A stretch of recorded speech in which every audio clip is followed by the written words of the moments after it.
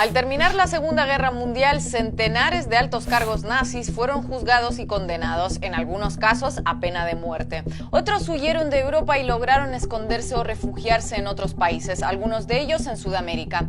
Hasta ahí la historia oficial. Pero como saben bien, las historias oficiales suelen tener mucho más de oficiales que de historia. O como en este caso concreto, solo cuentan una parte, la más conveniente. Desde 1945, los libros de la escuela, las películas y los medios se han encargado de reforzarnos esta versión parcial y cómoda sobre el destino de los jerarcas nazis. En este video les hablaremos de la otra cara de esta historia, que no es ni más verdadera ni menos que la otra, pero de lejos mucho menos conocida. Y como extra les contaremos por qué sigue siendo importante más de 75 años después. Ahí les va.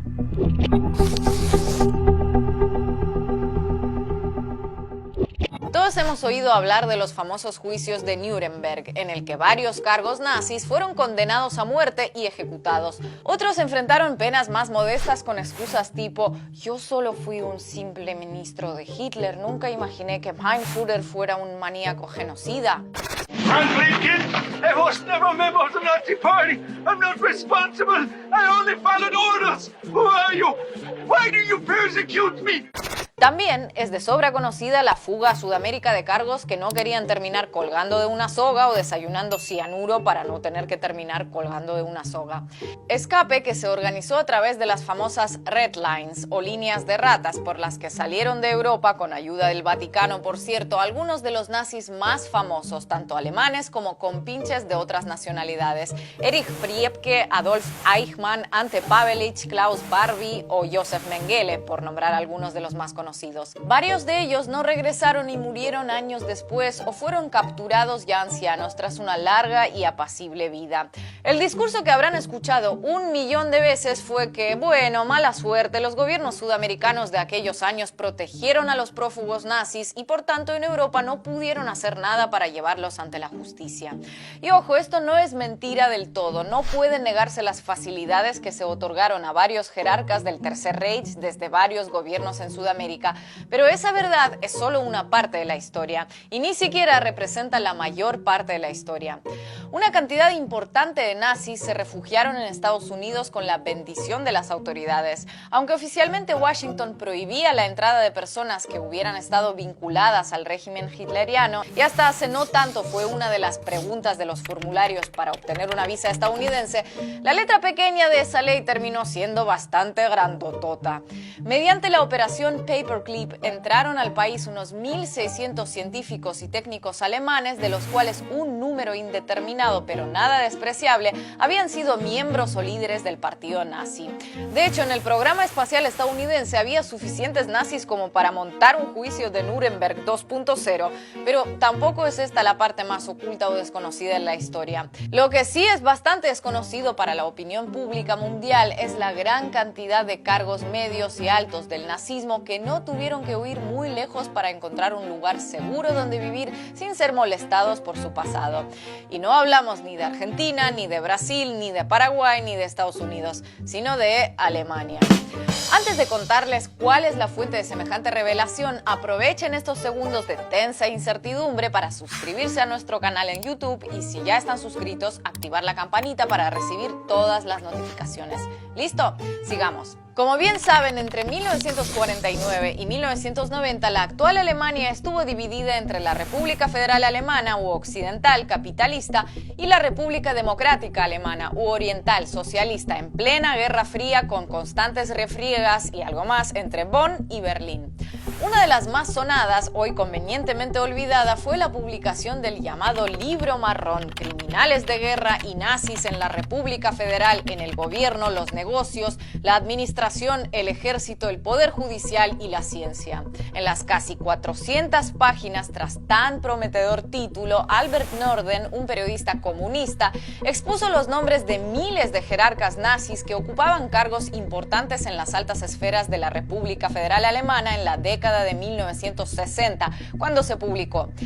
Tranquilidad, que ya imagino a varios de los que están viendo el video abalanzándose sobre el teclado. ¿Qué? ¿Tu fuente es un libro editado por el gobierno de Alemania del Este y escrito por uno de sus integrantes? ¡Ja, ja, ja! Esa es propaganda comunista. Y déjenme decirles que tienen razón, pero tienen razón con un gigantesco giro de guión que les contaré en un rato.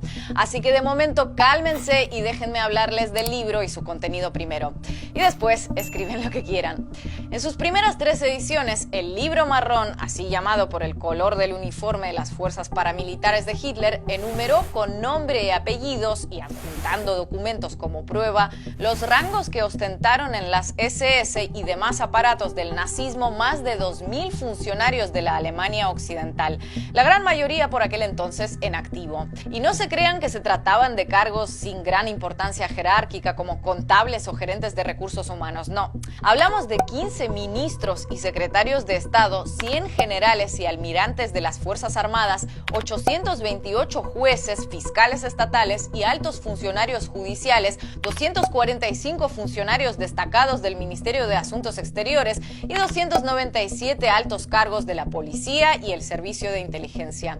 Entre ellos, y prepárense para googlear nombres y cargos, porque algunos pensarán que me lo invento, el presidente de la Asociación Alemana de Empresarios, Hans Martin Schleyer, el presidente de la RFA durante 10 años, Heinrich Lübke, y hasta el que fuera canciller de Alemania en la época que se publicó el libro, Kurt Georg Kissinger.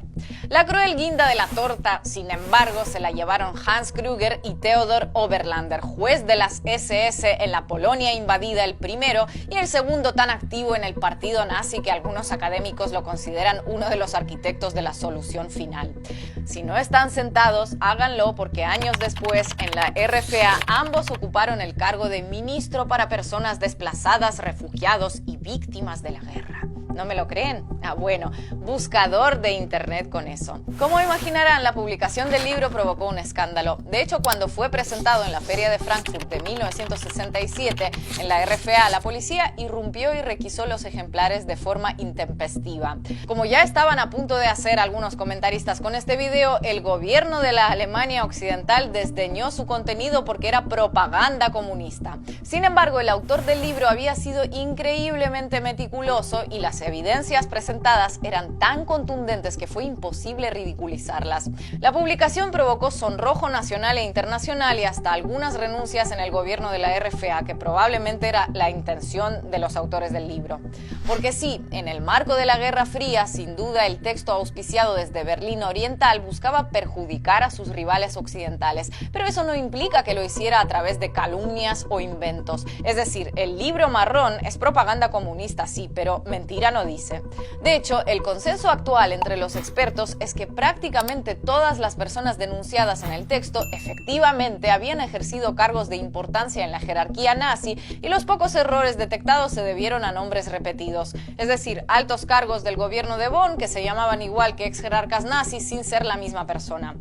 Con el paso de los años se fueron confirmando más y más de los miles de casos denunciados por Albert Norden. Otros estudios posteriores a la reunificación, cuando el autor del libro marrón tenía 30 años fallecido, como una investigación del propio Parlamento alemán publicada a fines de 2011 con muchas reticencias ante la presión de algunos partidos, siguieron confirmando nombres y sumando otros nuevos. Semejante cantidad y calidad, en el mal sentido, de nazis reciclados en altos funcionarios de la RFA demuestra dos cosas.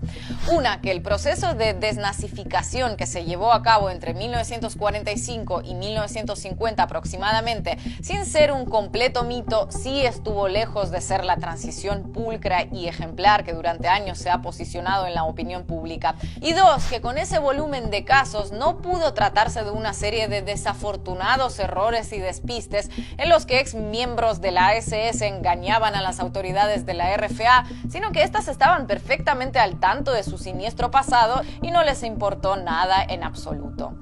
De hecho, colaboraron activamente en ocultarlo. Cuando poco después de la derrota nazi llegó la Guerra Fría al panorama europeo, en varios círculos de poder los crímenes del nazismo comenzaron a verse como no tan criminales ante la presencia soviética en la región. De preparar sogas en Nuremberg se pasó a autoconvencerse de que, bueno, este ex alto cargo de la SS cometió crímenes espantosos y no pagó por ellos.